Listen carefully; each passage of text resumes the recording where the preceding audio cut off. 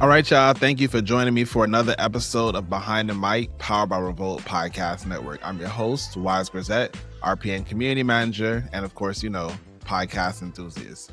Follow me on Instagram and Twitter at @TheRealWise. And of course, y'all know I'm about to ask you, subscribe to Behind the Mic wherever you get your podcasts. That's listening or watching. And give us a 5-star rating. We actually would really appreciate it. So yes, on today's episode, I'm joined by Brandon Brathwaite. Brandon, welcome to Behind the Mic. Thank you for having me. I'm so excited to be here. Yes, me too, because it's very, very, very rare that I'm able to be on a podcast with another fellow Bajan. So welcome, for real, Behind the Mic. Thank you. I said I was going to try and hold it, but I can't. I couldn't. 2467.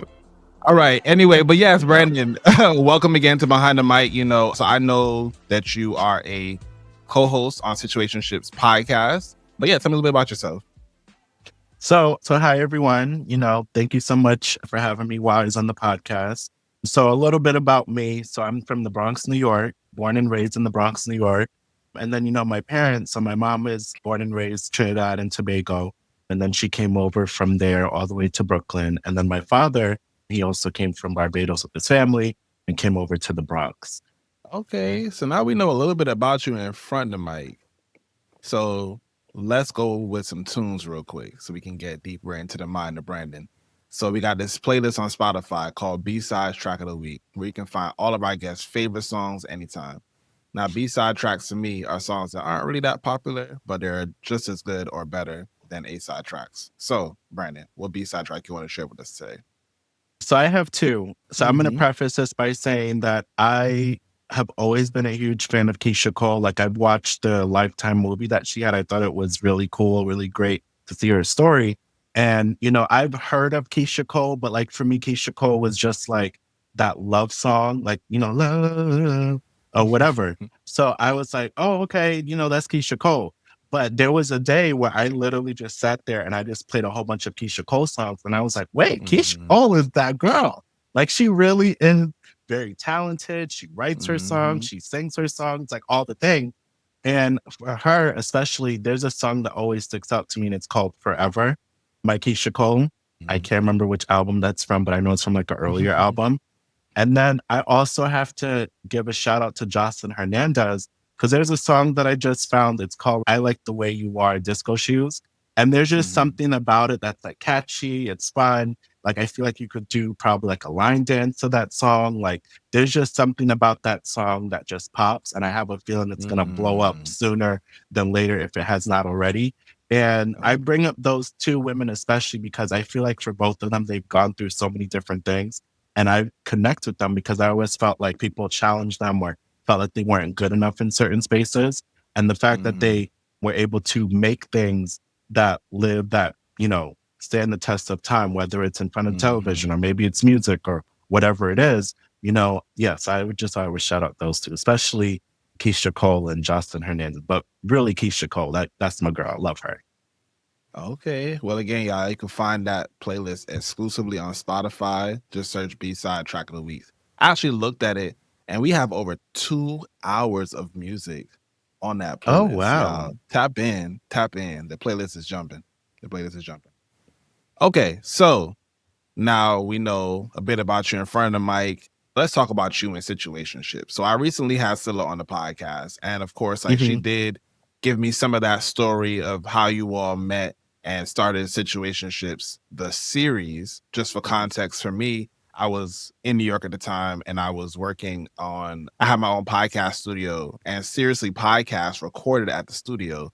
And they brought Scylla in to talk about Situationships, and that's how I ended up meeting her. So put some context to me, like how you met Scylla, how you all dove into Situationships. I know you also have a co-host Iris as well too. So like how you met her. And of course, like now you all are on the podcast. So like Situationships dropped, it went on BET, you got all the great accolades, whatever. And then fast forward a few years, now you're on the podcast. So let's talk about it. The way I met Scylla was through Danielle or Daniela. I always mess up her name. And we were doing the Google Online Marketing Challenge. And one of her friends, that she said that she has this project that she wants to promote. It's called like Situationships, or maybe it's like a working title. I would love for you guys to meet her and everything. So we met Scylla, and then Scylla and I instantly connected because we were like, okay, you have this project. And then one of the things I had asked her was like, have you shot anything? Is there like a script and everything? And she's like, we haven't shot anything, but there's like a script, right? So I was like, oh, well then we need to do something with this. You know what I mean? So from there we held like casting calls, and we were finding locations. Some of those locations were like friends of ours' apartments. We were also gathering a crew together. And I would say it's kind of funny with Iris, if I remember correctly, I connected with Iris through Scylla, but I'm not sure how Scylla met Iris, which is funny. So, and it's kind of funny because all the people that we worked with on Situationships, I knew a few people here and there through like passing, but the most of the people that were on that project were through Scylla. Like Scylla knew writers, Scylla knew different producers, Scylla knew some people who had like camera equipment that we could use, all those things. And then from there, we just really connected, and it was like, okay, we really want to do this, make this into something. Like we need to write all the episodes out. We need to produce this. We need to figure out who's going to play what. We need to make schedules. Like we need to make a budget, like all those different things. And then from there, we just really connected. And then I would say after season 2 of Situationships, I remember, I think it was Iris. I'm not sure if it was Iris or Scylla, but Iris or so one of them was like, we need to do a podcast.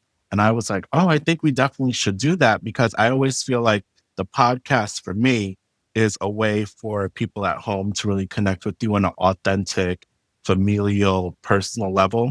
So yeah. And then the podcast came together, and we were just like, okay, so we're going to do this. Let's see how it works, because I know for myself, I've never produced a podcast before. And just like the whole inner workings of like, okay, what is each episode going to be about? Is it going to have a guest? Is it not going to have a guest? What are some of the topics that we're going to cover? All of those different things. Because I always feel like, especially with talk show, because to me, a podcast is a talk show. I always feel like with talk shows, there's so many different things that's happening on an everyday basis, but it's just a matter of picking and choosing what makes the most sense for your audience, and also makes the most sense that you connect with it. So like, and the reason I say that is I'll use Tamron Hall as an example. So one of the things that I really appreciate about Tamron Hall is that for anyone that watches a Tamron Hall show, every single week is like a theme, right? And whatever that theme is, every single day she's covering like different parts of that theme. So that one theme could be like motivation, another one could be like relationships and things like that. So with that being said, I was like, okay, if we're going to do the podcast, we need to make sure like, okay, we can have everyday regular people who are in the creative space, but then also talk to them about relationships. Because I always feel like with entertainment, especially whether you're in front of the camera or behind the camera, there's people that talk about their relationships, but there's not a lot of people that really share that information. And a lot of people keep forgetting, I feel, that, when you're writing a scripted show or when you're making any kind of content, sometimes that content comes from your everyday examples that are like your friends or your family members and things like that. So I like the fact that with the Situationships podcast, that we can tap into creatives in our industry, and then of all walks of like what writers, producers, directors, like you name it, whatever, right? And then you can also tap into, how are relationships with them, because, outside of like accounting or medicine or anything out there, when you're dating someone that's in the entertainment industry or just dating anyone in general, you have your highs and your lows. And I always feel like with relationships, and I actually learned this the other day from Stacey Ike, from that, she has her podcast. Human to Human. Yes. Yeah. Human to Human. And one of the things that she brought up, which I thought was very important, was communication.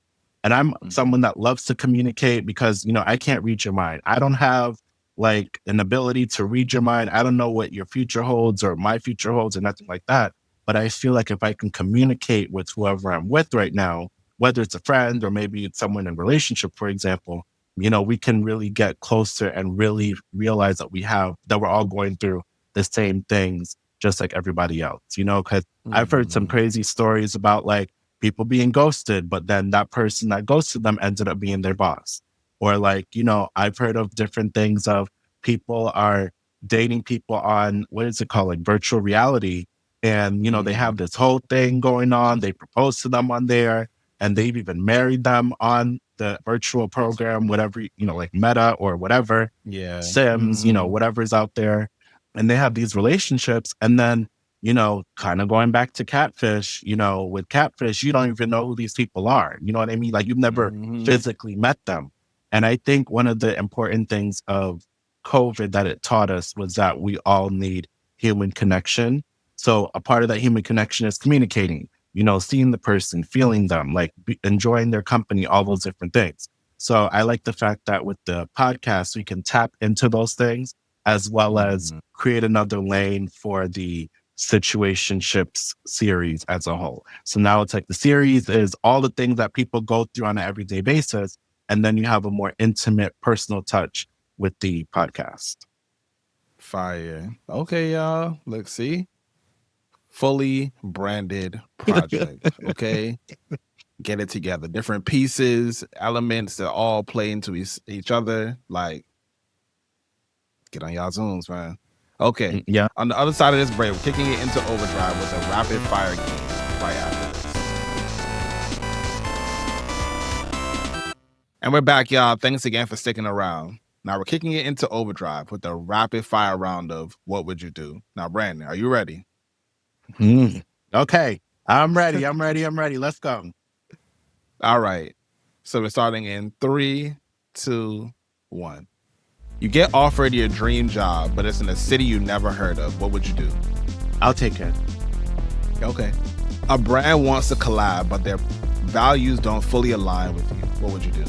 No, I wouldn't take it because my whole thing is if it doesn't align with me, then I can't take it. For sure. Okay, I feel the same way.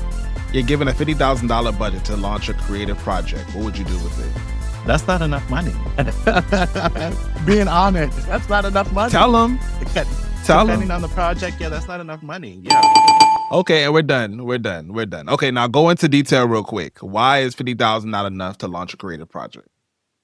So I think that a lot of these companies and a lot of these brands and a lot of people at home, I feel like a lot of people, how do I say it? I feel like they kind of like, what's the word?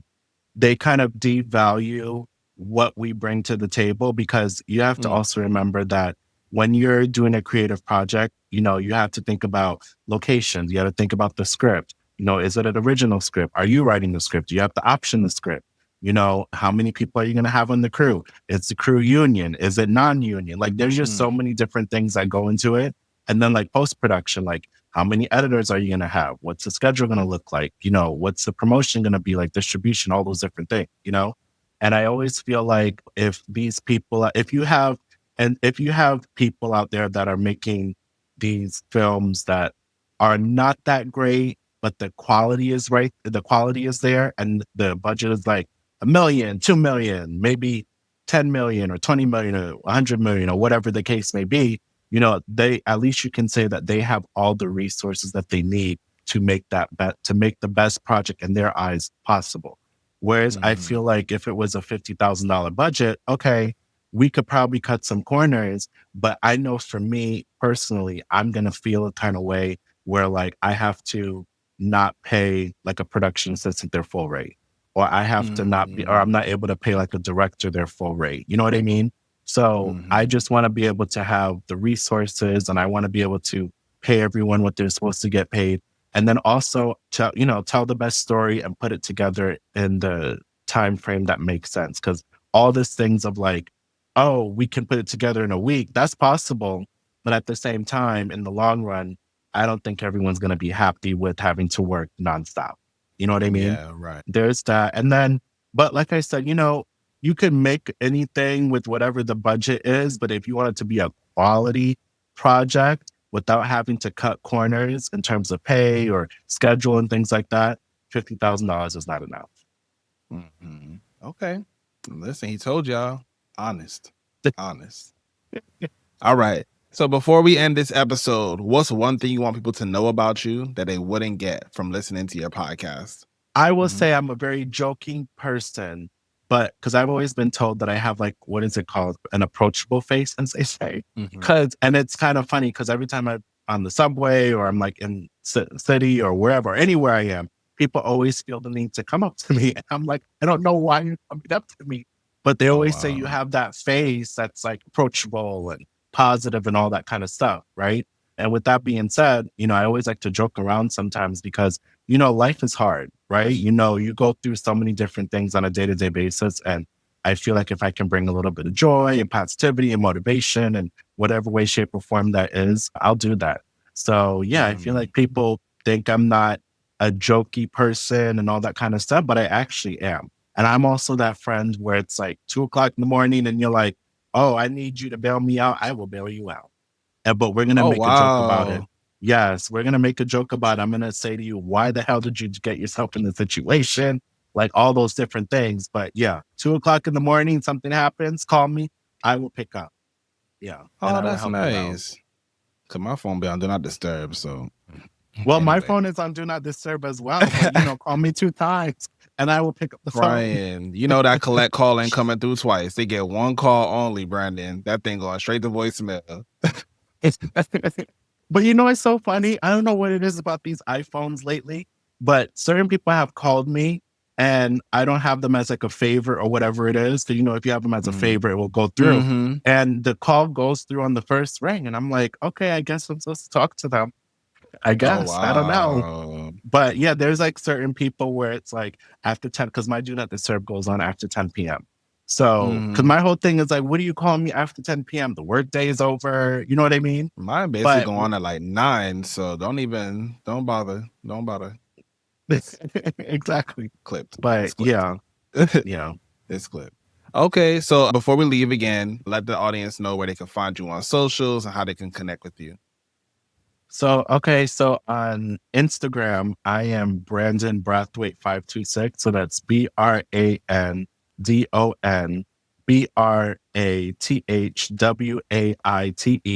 526. That's Instagram. For TikTok, actually, no, Instagram is good. Follow me on Instagram at Brandon Brathwaite 526. And then for the podcast, you can go on Situationship NY on Instagram. And then we also have Situationships on Facebook and all those different places everywhere. And then for the podcast, same thing. Yeah, for sure. Okay. Well, first off, Brandon, thank you for joining me on the episode of Behind the Mic. I appreciate you. And audience, thank you for listening to another episode of Behind the Mic, powered by REVOLT Podcast Network. I'm your host, Wize Grazette. You all can find me on Instagram and Twitter, formerly known as X, at The Real Wize. I'm internationally known on the microphone as Wiz, Wizzy, and Wize, and I'll catch you on the next episode. Behind the Mic, powered by REVOLT Podcast Network, is hosted by me, Wize Grazette. Special thanks to the Indie Creative Network and Storytime Studios for editing and producing this podcast.